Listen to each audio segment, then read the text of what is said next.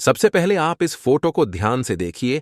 इस समय जो आप अपनी स्क्रीन पर फोटो को देख पा रहे हैं, यह है सेमी सबमर्सिबल, जो कि डॉल्फिन ड्रिलिंग की सबसे बड़ी ब्लैकफोर्ड यूनिट है।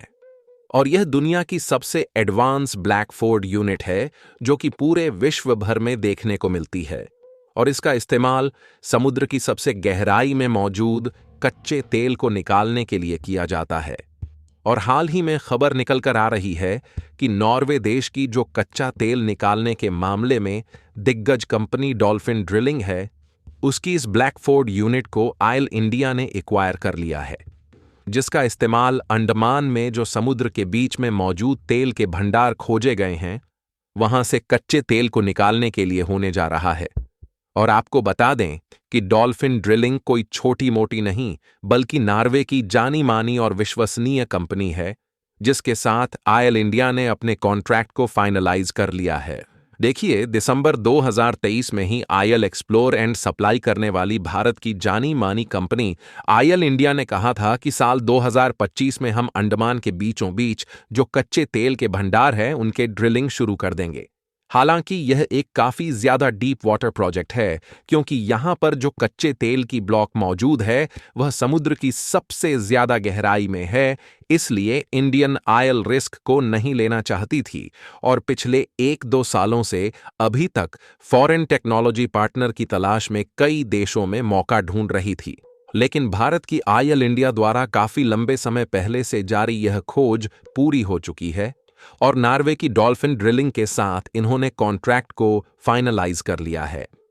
और रिपोर्ट की माने तो अंडमान के इस ब्लॉक में इतना ज्यादा कच्चा तेल का भंडार मौजूद है, जो कि अकेले भारत की अगले 70 साल तक की तेल जरूरतों को पूरा कर सकता है। यानी कि भारत अगर इस तेल का केवल खुद के लिए इस्तेमाल करता है, तो आने वाले 70 सालों तक हमें दूसरे देशों से खरीदने की जरूरत नहीं पड़ेगी। फिलहाल यहां पर क्रूड आयल की भारी भरकम मात्रा तो जरूर मौजूद है, जिसका इस्तेमाल न सिर्फ हम अपने लिए कर पाएंगे, बल्कि हम चाहे तो इनको एक्सपोर्ट भी कर सकते हैं। लेकिन इसे निकालने के लिए जिस प्रोजेक्ट की शुरुआत की जा रही है, यह समुद्र की सबसे गहरी जगह में से तेल को निकालने वाला प्रोजेक्ट होने जा रहा है। इसलिए भारत की कंपनियां तो अकेले काम नहीं कर सकती, क्योंकि इनके पास इतनी ज्यादा गहराई से क्रूड आयल निकालने का एक्सपीरियंस नहीं है। इसे समझने के लिए आप लोग इस इमेज को ध्यान से देखिए। इसमें आप 5 अलग अलग तरीके की आयल ड्रिलिंग प्रोजेक्ट में इस्तेमाल होने वाली मशीनों को देख सकते हैं। और इसमें जो अलग अलग मशीनों का कॉम्बिनेशन दिखाई दे रहा है, यह अलग अलग कैपेसिटी के हिसाब से डिवाइड किए गए हैं।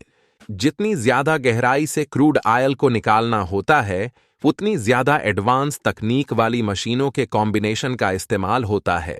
और इसमें जो आपको लेफ्ट साइड वाली सेमी सबमर्सिबल रिग दिखाई दे रही है, इसी को भारत की आयल इंडिया ने नॉर्वे की डॉल्फिन ड्रिलिंग से एक्वायर किया है, क्योंकि अंडमान द्वीप समूह के जिस ब्लॉक से क्रूड आयल को निकालना है, वह लगभग 10,000 फीट से भी ज्यादा गहराई में मौजूद है। और आपको बता दें कि इससे ज्यादा गहराई से क्रूड आयल निकालने की टेक्नोलॉजी किसी भी देश के पास नहीं है। फिलहाल अंडमान द्वीप समूह में लगभग 10,000 फीट गहराई में ही क्रूड आयल के ब्लॉक मौजूद हैं, जहां से इसकी ड्रिलिंग की जानी है। इसलिए जो सबसे हाई कैपेसिटी वाली सेमी सबमर्सिबल है, उसका यूज यहां पर होने जा रहा है। हालांकि आपको यह भी बता दें कि यहां पर भारत की आयल इंडिया अकेले काम नहीं करेगी, बल्कि नॉर्वे की डॉल्फिन ड्रिलिंग भी एज ए पार्टनर में काम करेगी, क्योंकि इसमें जो टेक्नोलॉजी यूज हो रही है वो नॉर्वे की है। इसलिए उनके कर्मचारियों का इसमें शामिल रहना काफी ज्यादा जरूरी है। और आगे चलकर यह भी हो सकता है इसमें अन्य भारतीय कंपनियां भी पार्टिसिपेट करें, क्योंकि यह एक लंबे समय तक चलने वाला प्रोजेक्ट है और इस ब्लॉक से आने वाले कई सालों तक लगातार क्रूड आयल निकाला जाएगा। क्योंकि देखा जाए तो आज भारत में इतने ज्यादा तेल की जरूरत है कि हम क्रूड आयल का लगभग 85% हिस्सा दूसरे देशों से ही खरीद रहे हैं, जिसमें हम ईरान, यूएई, इराक, सऊदी अरब, अमेरिका और रूस जैसे देशों से हम लोग अभी क्रूड आयल इंपोर्ट कर रहे हैं।